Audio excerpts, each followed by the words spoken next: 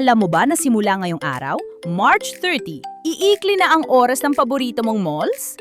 Dahil ito sa dineklarang National Energy Emergency ni President Bongbong Marcos.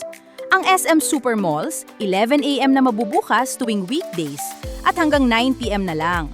Ganun din sa Ayala Malls, 11 AM to 9 PM na lang sila para makatipid sa kuryente. Kahit ang Robinsons Malls, sasabay na rin sa bagong schedule na to. Sa Mega World Lifestyle Malls naman, depende sa branch pero karamihan ay hanggang 9 PM na lang din.